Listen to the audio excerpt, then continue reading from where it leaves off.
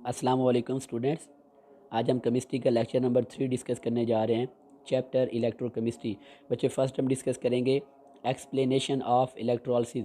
Last time बच्चे हमने कहा कि इलेक्ट्रोलाइसिस हम किससे बोलते हैं कि जब इलेक्ट्रिकल एनर्जी को यूज़ करके, इलेक्ट्रिकल करंट को यूज़ करके जब हम कोई नॉन स्पॉन्टेनियस रिएक्शन करवाते हैं तो उस प्रोसेस को हम क्या बोलते हैं, इलेक्ट्रोलाइसिस। और ये प्रोसेस बच्चे किन के अंदर हो रहा होता है, इलेक्ट्रोलिटिक सेल के अंदर हो रहा होता है। तो बच्चे अब इलेक्ट्रोलिटिक सेल के अंदर फर्स्ट ऑफ ऑल हम लेंगे फ्यूज्ड साल्ट। अब देखें बच्चे, जब फ्यूज साल्ट की हमने इलेक्ट्रोलिसिस करवानी है तो हमने कहा था कि बच्चे जो कैटाइन होंगे वो जाएंगे कैथोड के पास, जो एनाइन होंगे बच्चे वो जाएंगे एनोड के पास। आपको लास्ट लेक्चर में सब कुछ बच्चे मैंने डिटेल से बता दिया। अब कैटाइन ने कहाँ पे जाना है, कैथोड के पास। सी आर कैथोड पे होगी रिडक्शन। तो मीन वो जो पॉजिटिव आइन होंगे वो इलेक्ट्रॉन को क्या करेंगे बच्चे, एक्सेप्ट करेंगे। जब इलेक्ट्रॉन को एक्सेप्ट करेंगे तो उनकी क्या हो जाएगी, रिडक्शन हो जाएगी। एनाइन की बात करें तो एनाइन बच्चे कहाँ पर जा रहे हैं, वो एनोड के ऊपर जा रहे हैं। एनाइन के ऊपर चार्ज क्या होता है, नेगेटिव चार्ज होता है। जब एनोड के ऊपर जाएंगे तो अपने इलेक्ट्रॉन को लूज़ कर देंगे तो उनकी क्या हो जाएगी, उनकी ऑक्सीडेशन हो जाएगी। एग्जांपल बच्चे देखें, हमने बात की PbCl2, लेड क्लोराइड आयनाइज होकर क्या बनाएगा, Pb2+ cation and 2Cl negative A9. देखें कैटाइन जो है बच्चे, जो सॉरी यहाँ पर हमारे पास वैसे ये यहाँ पर उल्ट हो गया है, यहाँ पर ये आपने देख लेना है, ये बुक की प्रिंटिंग मिस्टेक है बच्चे। ये कैटाइन है तो ये जाएगा कैथोड के पास। मैं अगेन बता रहा हूँ, यहाँ पर आपने कंफ्यूज नहीं होना। ये बुक के अंदर मिस्टेक है, टाइपिंग मिस्टेक है, इसे आपने ठीक कर लेना है। ये कैटाइन है तो कैथोड के पास जाएगा, नीचे वाला एनाइन है तो बच्चे वो जाएगा एनोड के पास। अब हमें पता है कैटाइन बच्चे कैथोड पे क्या होती है, रिडक्शन। सी आर आपको वर्ड बताया था। तो देखें जो लेड है Pb2+, वो 2 इलेक्ट्रॉन को एक्सेप्ट कर रहा है तो उसकी यहाँ पर फिर क्या होगी, उसकी यहाँ पर रिडक्शन होगी और वो रिड्यूस होकर कन्वर्ट हो रहा है लेड के ऊपर। तो मीन कैथोड पर कौन सी प्रोडक्ट बनी, लेड। अब इसमें हम बात करते हैं बच्चे, एनोड की बात करते हैं। एनोड के ऊपर एनाइन जा रहा है, एनाइन अपने इलेक्ट्रॉन को लूज़ करेगा, उसकी ऑक्सीडेशन होगी और वो कन्वर्ट हो जाएगा क्लोरीन गैस के अंदर। तो मीन हमारे पास 2 बच्चे प्रोडक्ट्स ऑब्टेन हुई हैं। कैसे ऑब्टेन हुई हैं कि एनोड के ऊपर ऑक्सीडेशन हुई है, कैथोड के ऊपर रिडक्शन हुई है। और हमारे पास बच्चे जो जो Pb2+ है ये कैथोड पे जाएगा और क्लोरीन गैस कहाँ पे आएगी, एनोड के ऊपर आएगी। सेम हेयर बच्चे, अगर हम फ्यूज्ड NaCl ऐड करें तो क्या बनेगा, Na positive Cl negative. Cation है तो ये जाएगा कैथोड के पास, ये एनाइन है तो जाएगा एनोड के पास। इसकी बची रिडक्शन होगी तो सोडियम मेटल बन जाएगी, इसकी ऑक्सीडेशन होगी तो क्लोरीन गैस बन जाएगी। इस तरह अगर हम PbBr2 की बात भी करें तो दोनों केस में जो देखें, सोडियम जो होगा NaCl केस में वो कैथोड भी बनेगा, क्लोरीन गैस वो एनोड बनेगी। PbBr2 के केस में जो लेड होगा वो कैथोड भी बनेगा और जो ब्रोमीन होगी वो एनोड के ऊपर बनेगी। और बच्चे आपने ये भी याद रख लेना है, अगर हम एक्सटर्नल सर्किट के अंदर बात करें तो एक्सटर्नल सर्किट के अंदर जो करंट फ्लो होता है बच्चे, वो फ्लो होता है फ्रॉम एनोड टू कैथोड। और बच्चे वो करंट होता है वो होता है due to movement of electron. External circuit में जो करंट फ्लो करता है वो इलेक्ट्रॉन की वजह से करता है, लेकिन सोल्यूशन के अंदर जो करंट फ्लो करता है वो आयंस की वजह से करता है और एक्सटर्नल सर्किट में इलेक्ट्रॉन की वजह से करता है। और बच्चे ये वाला MCQ तो लास्ट टाइम PMC के पेपर में आ भी चुका है कि electron move from anode to cathode. और साथ मैंने बताया कि एक्सटर्नल सर्किट में वो करंट किसके थ्रू मूव कर रहा है, इलेक्ट्रॉन के थ्रू। और सोल्यूशन में से किसके थ्रू मूव कर रहा है, आयन के थ्रू। बच्चे नेक्स्ट हम देखने जा रहे हैं एक्वस सोल्यूशन ऑफ साल्ट। जब हम एक्वस सोल्यूशन ऑफ साल्ट की इलेक्ट्रोलिसिस करते हैं तो बच्चे वो थोड़ा सा कम्प्लेक्स प्रोसेस होता है, क्योंकि यहाँ पर वाटर के पास भी एबिलिटी है कि वो ऑक्सीडाइज भी हो सकता है, रिड्यूस भी कर हो सकता है। तो इस वजह से हम प्रोडक्ट्स को इजीली वो प्रोडिक्ट नहीं कर सकते। अब बच्चे हम बात करते हैं सोडियम नाइट्रेट की। उसका हमने एक्वस सोल्यूशन बना लिया। जब सोडियम नाइट्रेट आयोनाइज होगा तो Na पॉजिटिव, NO3 नेगेटिव।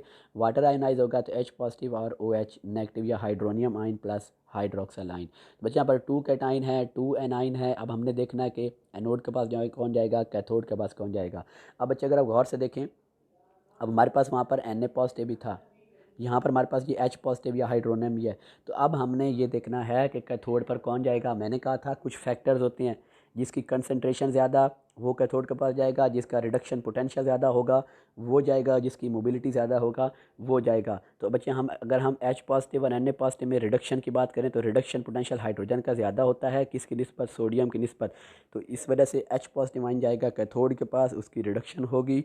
तो मीन इस केस के अंदर कैथोड पर कौन सी प्रोडक्ट बनेगी, हाइड्रोजन। ये देखें 2 हाइड्रोजन के एटम बने, जब मिलेंगे तो बन गई हाइड्रोजन गैस। मीन कैथोड के ऊपर कौन सी गैस बची इवॉल्व होगी, हाइड्रोजन गैस इन्वॉल्व होगी। अगर हम बात करें वाटर के अंदर, तो हमने कहा था प्योर वाटर के अंदर H पॉजिटिव आयन की कंसनट्रेशन बच्चे जैसे कितनी होती है 10⁻⁻⁷ मोल पर क्यूबिक डेसीमीटर। अब H पॉजिटिव आयन की कंसनट्रेशन तो डिक्रीज़ होगी। क्यों डिक्रीज़ होगी, कोई H पॉजिटिव आयन कहाँ मूव करके जा रहे हैं, कैथोड के पास मूव कर जा रहे हैं, तो उनकी कंसनट्रेशन को बच्चे वो ना स्टेबल हमने कैसे रखना है, कंप्लीट कैसे करना है कि फ़र्दर जो वाटर है वो डिसोसिएट होते जाएगा। जब फर्दर वाटर डिसोसिएट होगा तो उसकी वजह से फ़र्दर जो है वो H पॉजिटिव आयन वो बनते रहेंगे। अब जो Na पॉजिटिव जो सोडियम है वो सोल्यूशन के अंदर ही रहेगा, और जो हाइड्रोजन होगी H पॉजिटिव वो हाइड्रोजन की फॉर्म में कैथोड से इवॉल्व हो जाएगी। अब बच्चे बात कर लेते हैं एनोड की। अब यहाँ पर हमारे पास एनाइन बच्चे 2 टाइप्स के हैं, एक OH नेगेटिव और एक NO3 नेगेटिव। तो बच्चे इस केस में जो हाइड्रोक्साइल है एनाइन वो जाएगा एनोड के पास, वो इलेक्ट्रॉन को एक्सेप्ट करेगा, इलेक्ट्रॉन को लूज़ करेगा, उसकी ऑक्सीडेशन होगी और वो कन्वर्ट हो जाएगा OH प्लस इलेक्ट्रॉन।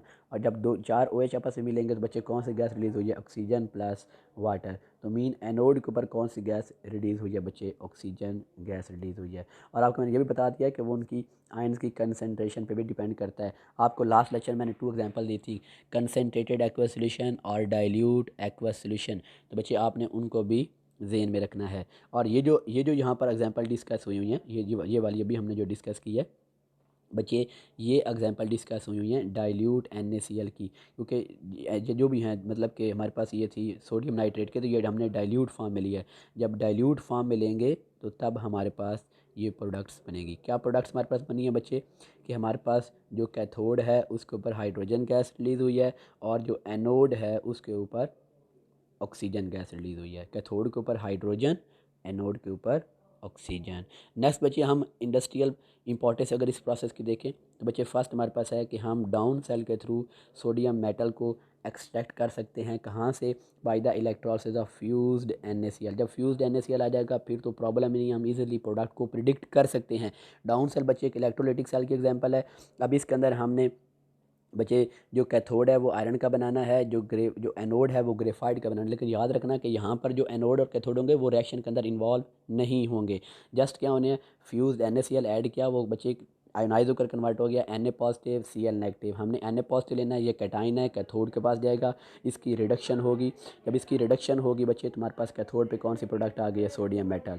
एनाइन की बात करेंगे, एनोड के पास जाएगा, उसकी ऑक्सीडेशन होगी, इलेक्ट्रॉन को लूज़ करेगा तो क्लोरीन गैस में कन्वर्ट हो जाएगा। तो मीन एनोड के ऊपर कौन सी बच्चे चीज़ बनी है, एनोड के ऊपर बनी क्लोरीन गैस, कैथोड के ऊपर बनी सोडियम मेटल।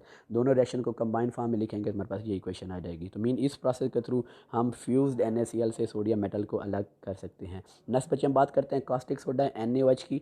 जो NaOH है ये भी हम प्रिपेयर कर सकते हैं, बट कैसे, by the electrolysis of concentrated aqueous solution of sodium chloride using titanium anode and mercury or steel as the cathode। और बच्चे ये हम इलेक्ट्रोलिसिस किसके अंदर करते हैं, या नेल्सन सेल के अंदर करते हैं, या कल्नर सेल के अंदर करते हैं, या मर्करी सेल के अंदर करते हैं। बच्चे मैं अगेन बता रहा हूँ, लास्ट लेक्चर में मैंने आपको 2 बातें बताई थी, एक डाइल्यूट एक्वस सॉल्यूशन और एक कंसनट्रेटेड। दोनों के अंदर जो कैथोड के ऊपर प्रोडक्ट बनेगी वो डिफरेंट बनेगी, सॉरी एनोड के ऊपर जो प्रोडक्ट बनेगी वो डिफरेंट बनेगी। कैसे, यहाँ पर बच्चे 2 हाइड्रोक्स, यहाँ पर वाटर की वजह से हाइड्रोक्सल आयन होंगे, NaCl की वजह से Cl नेगेटिव आयन होंगे। अब इनमें से किसी एक ने किसके पास जाना है, एनोड के पास जाना है, उसकी ऑक्सीडेशन होगी और प्रोडक्ट बन जाएगी। मैंने कहा था अगर वो डाइल्यूट सोल्यूशन होगा, अगर डाइल्यूट सोल्यूशन होगा तो OH नेगेटिव आयन की कंसनट्रेशन ज़्यादा होगी, जिसकी वजह से ये मूव करेगा और एनोड के ऊपर बनेगी ऑक्सीजन गैस। लेकिन चूंकि यहाँ पर हम कंसनट्रेटेड एक्वस सोल्यूशन ले रहे हैं NaCl का, तो उस कंसनट्रेटेड सोल्यूशन की वजह से Cl नेगेटिव की कंसनट्रेशन क्या होगी, ज़्यादा, जिसकी वजह से अब इस सेल के अंदर, नेल्सन सेल के अंदर एनोड के ऊपर हाइड्रोक्सल आयन नहीं जाएगा बल्कि कौन जाएगी, क्लोरीन गैस जाएगी। इसकी ऑक्सीडेशन होगी और एनोड के ऊपर क्लोरीन गैस बनेगी। बच्चे रीज़न मैंने क्या बताई है, कंसनट्रेशन। अब यहाँ पर देख लें बच्चे, अब यहाँ पर जो एनोड है उसके ऊपर OH नेगेटिव नहीं जाएगा बल्कि उसके ऊपर Cl नेगेटिव आइन जाएगा, उसकी ऑक्सीडेशन होगी तो क्लोरीन गैस, और H पॉजिटिव जाएगा, उसकी रिडक्शन होगी तो हाइड्रोजन गैस। मीन कैथोड के ऊपर बन रहा है बच्चे हाइड्रोजन गैस, एनोड के ऊपर बन रही है क्लोरीन गैस।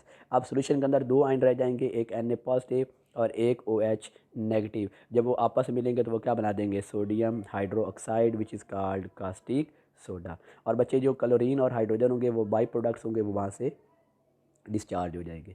अब बच बात करते हैं हम मैग्नीशियम और कैल्शियम मेटल। जैसे हमने ऊपर कहा कि जैसे हमने NaCl के फ्यूज्ड फॉर्म में उस पे से हमने सोडियम मेटल को एक्सट्रैक्ट किया था, इसी तरह अगर हम मैग्नीशियम क्लोराइड या कैल्शियम क्लोराइड लेंगे तो उनमें से हम मैग्नीशियम और कैल्शियम मेटल को भी एक्सट्रैक्ट कर सकते हैं बाय द इलेक्ट्रोलिसिस मेथड। और इन दोनों केस के अंदर जो मैग्नीशियम, चूँकि वो कैटाइन होंगे तो वो कैथोड के ऊपर बनेंगे, और जो एनोड होंगे उनके ऊपर एनाइन बनेगा। वो कौन सी चीज़ होती है? Chlorine gas.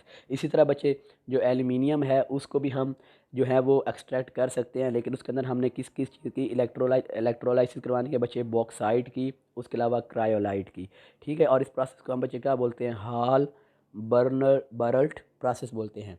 हाल बैरल्ट प्रोसेस, मतलब मीन इस प्रोसेस के थ्रू हम बच्चे क्या कर सकते हैं?